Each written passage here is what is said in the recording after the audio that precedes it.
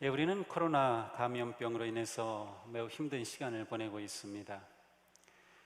하지만 코로나 감염병 덕분에 우리는 우리의 신앙, 또 우리의 삶에 대해서 매우 중요한 것을 돌아보게 되었습니다. 교회가 무엇인지, 예배란 무엇인지, 신앙의 삶은 어떠해야 하는지 우리는 많은 것들을 고민하며 생각하고 있습니다. 이러한 고민은 우리를 보다 본질적인 그러한 물음을 갖게 하고 또 본질적인 문제로 씨름을 하게 합니다. 이러한 씨름 중에서 우리가 피할 수 없는 것 중에 하나는 바로 우리의 영적 자람의 문제입니다. 코로나로 인한 고통스러운 상황 속에서 과연 우리가 반응하고 대응하는 모습은 얼마나 성숙한 모습인지 고민하며 돌아보게 됩니다. 우리의 내면과 성품의 진짜 모습을 짚어보게 됩니다. 사도 바울은 이렇게 말했습니다. 환난은 인내를 낳고 인내는 인격을 낳고 인격은 희망을 낳는다. 그렇다면 지금 우리는 코로나의 이 시련과 환난을 통해 인내력을 발휘하고 있습니까? 인격이 형성되고 있습니까? 영적으로 자라고 있습니까? 우리는 참된 희망을 주는 성도이며 교회입니까? 부끄럽게도 코로나는 우리의 미성숙함을 드러내었고 우리의 조급함을 드러내었고 우리의 불순종을 드러내었습니다. 그러니 지금은 우리가 마음을 가다듬고 영적 자람을 깊이 고민하며 성숙의 길로 나아가야 할 때입니다. 지금이야말로 무너지고 연약한 믿음을 일으켜 세워야 할 때입니다. 영적으로 더욱 성장하고 성숙해야 할 때입니다. 하지만 우리는 영적 자람과 성숙에 대해서 오해하고 있는 것들이 많이 있습니다. 제가 몇 가지 질문을 할 텐데요. 한번 여러분들은 OX로 그렇다 아니면 아니다로 한번 마음에 답을 해보시기 바랍니다. 첫째, 목사는 영적으로 성숙한 사람이다. 부끄러워하지 마세요. 제가 상처받지 않습니다. 자, 둘째, 장로는 영적으로 성숙한 사람이다. 셋째, 교회 다닌 지 10년 이상이면 영적으로 성숙한 사람이다. 넷째, 성경을 50번 읽은 성도라면 당연히 영적으로 성숙한 사람이다. 다섯 번째, 제자 훈련을 마친 성도는 영적으로 성숙한 성도이다. 여섯 번째, 교회의 사역에 열심인 사람은 영적으로 성숙한 사람이다. 일곱 번째, 하나님은 영적으로 성숙한 사람을 더 많이 사랑하신다. 자, 어떻게 생각하셨습니까? 정답은 모두 X입니다. 아니다입니다. 네, 물론 질문 자체 안에서는 그럴 수도 있고 아닐 수도 있어요. 목사가 영적으로 성숙할 수도 있고 아닐 수도 있어요.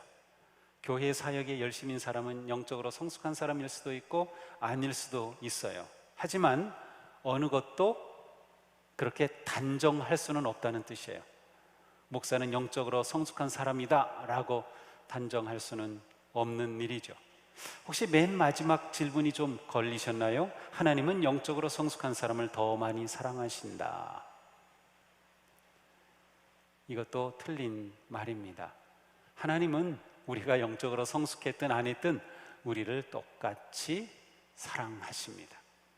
자, 그렇다면 제가 다른 그러한 표현으로 똑같이 질문을 해보겠습니다. 역시 OX로 그렇다, 아니다로 한번 속으로 대답해 보시기 바랍니다. 첫째, 직분으로는 영적 성숙을 알 수 없다. 두 번째, 교회에 다닌 연수로는 영적 성숙을 알 수 없다. 셋째, 나이로는 영적 성숙을 알 수 없다. 네 번째, 성경 지식이 많은 것이 영적 성숙은 아니다. 다섯 번째, 제자 훈련을 마쳤다고 영적으로 성숙한 것은 아니다. 여섯 번째, 사역에 바쁜 것이 영적 성숙은 아니다. 일곱 번째, 영적으로 성숙해야 하나님의 사랑을 받는 것은 아니다. 이번엔 좀 쉬웠습니까? 정답은 모두 맞는다입니다. 사실 처음 물었던 것과 두 번째 물었던 것이 내용은 똑같습니다. 그런데 질문이 바뀌니까 답이 더 분명해졌던 것 같습니다. 우리가 영적으로 자라기를 원한다면 먼저 영적 성숙에 대해서 자신이 가지고 있는, 자기 자신도 모르게 가지고 있는 선입관이나 편견을 버려야 합니다. 좀 멍뚱하게 들릴지 모르지만 중요한 질문을 해볼까요? 하나님은 정말로 우리가 영적으로 자라기를 원하실까요? 베드로 사도의 말씀입니다. 함께 읽어볼까요? 우리의 주님이시며 구주이신 그리스도 예수에 대한 지식과 그의 은혜 안에서 자라십시오. 자, 자라라, 이렇게 명령하였습니다. 영적 성숙과 자람은 우리의 의무이며 특권입니다. 누구도 영적 성장의 의무에서 예외가 아닙니다. 예수님은 말씀하셨습니다. 하늘에 계신 너희 아버지의 온전하심과 같이 너희도 온전하라. 너희도 온전하라. 무슨 말씀이에요? 너희도 자라야 한다. 성숙해져야 한다. 하나님처럼 그렇게 온전해야 한다. 자, 이 말씀대로 되는 것이 불가능한 것으로 들립니까? 정말로 우리가 하나님같이 온전해져야 한다고 주님이 말씀하신 것일까요? 네, 그렇습니다. 자, 베드로 사도의 말씀을 볼까요? 함께 읽겠습니다. 하나님께서는 우리가 그를 알므로 말미암아 생명과 경건에 이르게 하는 모든 것을 그의 권능으로 우리에게 주셨습니다. 하나님은 여러분이 하나님의 성품에 참여하는 사람이 되게 하시려는 뜻입니다. 자, 이 말씀에서 드러나는 하나님의 뜻이 무엇입니까? 맞습니다. 우리가 하나님의 성품에 참여하는 자가 되는 것입니다. 하나님은 우리가 하나님을 닮아 성숙하여 하나님의 성품을 지니기를 바라신다는 겁니다. 예수님의 말씀처럼 온전을 향한 부르심입니다. 이처럼 우리를 향한 하나님의 꿈이, 하나님의 뜻이 얼마나 크고 놀라운지 모릅니다. 바울 사도도 말씀합니다. 함께 읽어볼까요? 마침내 우리가 모두 하나님의 아들에 대한 믿음과 지식에 있어서 하나가 되어 성숙한 인간으로서 그리스도의 완전성에 도달하게 됩니다. 아멘. 그렇죠. 자, 우리는 의심 없이 다음과 같은 결론을 내릴 수 있습니다. 영적인 성숙은 우리에게 바라시는 하나님의 뜻이며 우리는 영적으로 자라야만 한다. 다시 읽습니다. 영적인 성숙은 우리에게 바라시는 하나님의 뜻이며 우리는 영적으로 자라야만 한다. 그렇습니다. 영적 자람은 우리가 반드시 순종해야 할 우리의 사명입니다. 우리 가운데 누구도 외면할 수 없는 일입니다. 저는 바쁩니다. 저는 열심히 사역하고 있는 거요. 저는 목사인데요. 저는 나이가 너무 많습니다. 저는 몸이 약합니다. 저는 예수님을 믿은 지 얼마 되지 않아요. 그 무엇도 우리가 성숙하지 않아도 된다는 핑계가 될 수 없습니다. 설령 내일 천국에 갈 사람이라 하더라도 오늘 성숙해야 합니다. 왜냐하면 하나님과 천국에서 영원한 즐거움을 이룰 때 성숙한 성도가 되는 게 얼마나 중요하겠습니까? 우리는 이미 신앙 경력이나 직분이나 성경의 지식의 양이나 나이나 사역의 열정 그 어느 것도 영적 성숙을 의미하지 않는다는 것을 보았습니다. 물론 우리는 영적으로 성숙한 분을 교회의 임원으로 세우려고 힘쓰고 있습니다. 그리고 영적으로 성숙할수록 사실 말씀을 많이 알고 배우며 또한 사역에 헌신합니다. 오랜 세월 경건 생활에 힘쓰므로 인해서 나이가 많을수록 영적으로 성숙한 분들이 많이 있습니다. 당연하죠. 하지만 외적인 조건이 영적인 성숙을 의미하는 것은 아닙니다. 자, 그러면 영적 성숙이란 무엇일까요? 우리가 영적으로 성숙해 가면서 우리는 어떤 모습으로 변화할까요? 우리가 성숙한 성도가 되어갈 때 우리는 어떠한 모습일까요? 사도 바울은 우리의 영적인 자람에 대해서 이렇게 설명합니다. 함께 읽어보겠습니다. 하나님께서는 미리 아신 사람들을 택하셔서 자기 아들의 형상과 같은 모습이 되도록 미리 정하셨습니다. 아멘. 하나님은 사랑과 은혜로 우리를 택하시고 구원하셔서 우리가 하나님의 아들과 같은 모습이 되도록 하셨다는 것이요, 그렇습니다.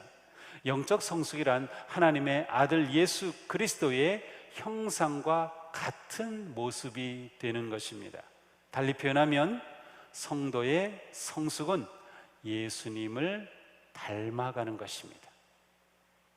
바울은 예수님을 닮아가는 것을 가리켜서 이렇게 말씀합니다. 우리는 사랑으로 진리를 말하고 살면서 모든 면에서 자라나서 머리가 되시는 그리스도에게까지 다다라야 합니다. 그렇습니다. 모든 면에서 우리가 성장하고 성숙하고 자라서 그리스도에게까지 다다라야 한다고 말씀합니다. 앞에서 우리가 베드로의 말씀을 들었죠. 하나님의 성품에 참여하는 자, 똑같은 뜻입니다. 물론 우리가 하나님이 될 수는 없습니다. 우리가 예수 그리스도 똑같이 될 수는 없어요. 그러나 우리는 예수님을 닮아가도록 부르심을 받았습니다. 사람은 타락 이전에 하나님의 형상대로 지음을 받았어요. 하나님께서는 사람을 지으시고 아담과 하와 만드시고 보시면서 정말 심히 좋으셨다고 했어요. 그때는 하나님의 형상을 온전히 담고 있었기 때문입니다. 그러나 죄로 인해서 하나님의 형상이 깨어졌습니다. 파괴되었습니다. 하나님의 형상이 파괴된 사람에게서는 온갖 죄와 더러움과 불의와 악함과 고통이 나올 뿐입니다. 하나님이 우리를 예수 그리스도 안에서 구원하여 주신 것은 잃어버린 하나님의 형상을 회복하여 예수 그리스도의 온전하심에 이르게 하시려는 것입니다. 이렇게 예수님을 닮아가는 것이 영적 성숙, 영적 자람입니다. 자, 그렇다면 우리가 이렇게 예수님을 닮아갈 때 우리는 어떤 존재가 될까요? 우리의 삶은 무엇을 드러낼까요? 성경은 말씀합니다. 여러분은 먹든지 마시든지 무슨 일을 하든지 모든 것을 하나님의 영광을 위하여 하십시오. 자, 우리가 먹고 마시고 하는 모든 일, 우리의 삶입니다. 우리 존재가 하는 모든 것이 하나님의 영광을 위해 하라는 말씀이에요. 이 말씀은 우리의 모든 것, 우리의 존재가 하나님께 영광이 되는 존재가 되게 하라는 뜻이죠. 하나님의 영광은 우리의 존재의 초점이며 우리의 삶의 목적입니다. 웨스트민스터 교리 문답의 첫 번째는 이렇습니다. 사람의 제일의 목적이 무엇인가? 사람의 제일의 목적은 하나님을 영화롭게 하고 그분을 영원히 즐거워하는 것이다. 하나님이 우주 만물을 지으신 것도 하나님의 영광을 위한 것이요, 하나님이 인생을 내신 것도 하나님의 영광을 위한 것이며, 하나님이 우리를 구속하시고 교회를 세우신 것도 하나님의 영광을 위한 것입니다. 하나님의 영광, 그것은 성도와 교회의 삶의 초점이며 방향이며 핵심입니다.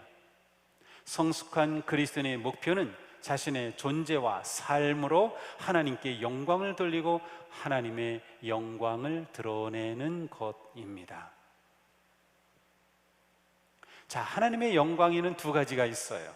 첫째로 하나님이 스스로 가지고 계신 영광입니다. 이것을 내재적 영광이라고 합니다.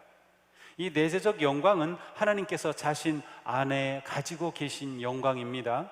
이사야서에 보면 6개의 날개를 가진 스랍들이 이렇게 외칩니다. 거룩하다, 거룩하다, 거룩하다. 만군의 여호와여, 그의 영광이 온 땅에 충만하도다. 자, 이 영광은 하나님께 주어진 영광이 아닙니다. 이 영광은 하나님 존재 자체가 영광임을 드러내고 있어요. 하나님께는 어떤 영광, 찬양이 드려지지 않아도 하나님 본래 가지고 계신 하나님의 존재 자체이신 영광이 있습니다. 그래서 하나님은 언제나 어디서나 영광이 하나님으로 존재하고 계십니다.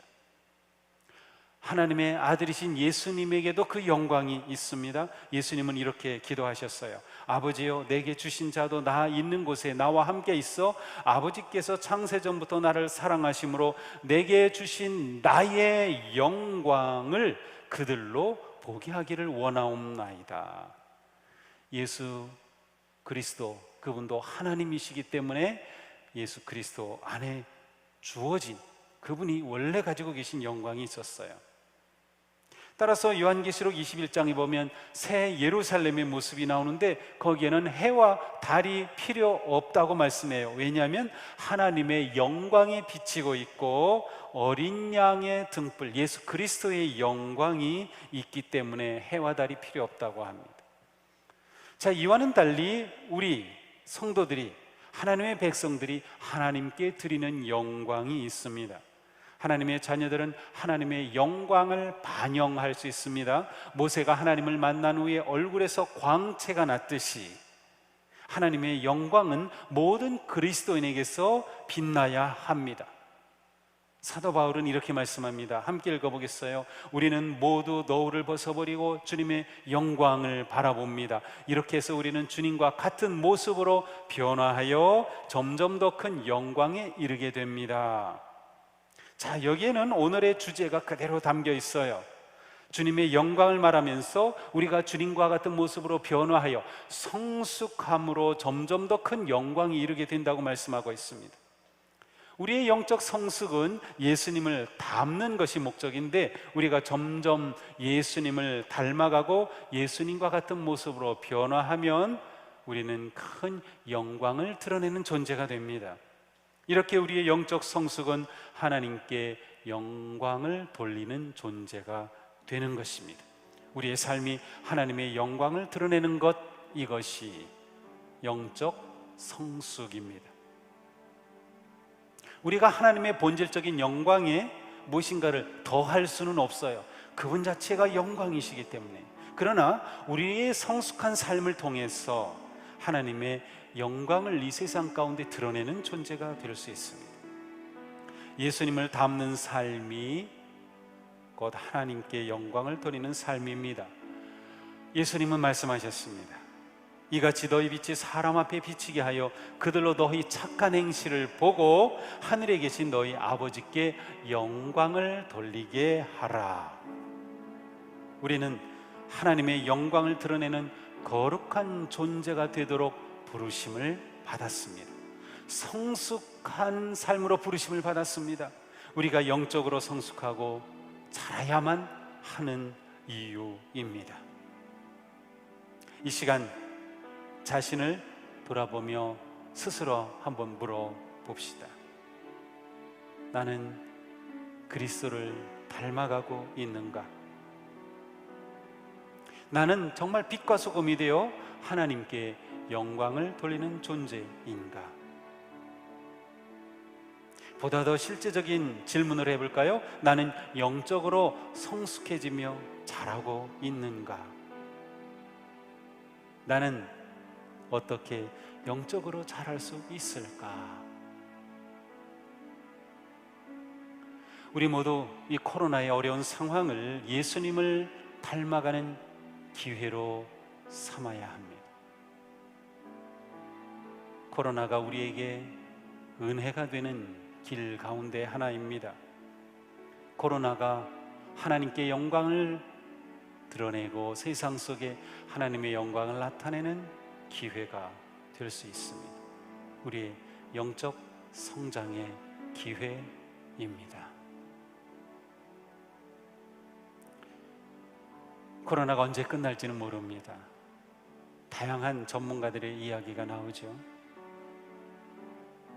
코로나가 언제 끝나든 그것과 상관없이 우리는 언제 끝나지 기다리지만 말고 바로 지금 예수님을 닮아가는 삶으로, 하나님의 영광을 드러내는 거룩한 삶으로 헌신해야 하지 않을까요? 이 한 주간 자신의 영적 성장을 깊이 고민하며 예수님을 닮기를 열망하는 마음이 일어나기를 원합니다. 다음 주에는 어떻게 예수님을 닮아갈지 계속 생각해 보려고 합니다. 기도합시다. 하나님, 저희들을 사랑하시고 구속하시고 택하여 주신 것은 저희가 예수님을 닮아가는 거룩한 존재가 되도록, 하나님의 거룩한 성품에 참여하는 자녀가 되도록 부르신 것임을 다시금 깨닫게 하여 주셨습니다. 주님, 그렇습니다. 이 코로나의 위기와 어려움 속에서 두려워하고 낭망하고 힘들어하지만 말고 저희들이 담대하게 하나님의 성품을, 예수 그리스도를 닮아가는 은혜의 시간으로 삼게 하여 주옵소서. 이러한 위기와 고통과 어려움이 몰아칠수록 우리의 삶에서는 더욱더 하나님의 영광이 드러나는 삶, 우리가 부름을 받은 그 목적을 이루어가는 거룩한 삶이 되게 하여 주시옵소서. 예수님 이름으로 기도합니다. 아멘.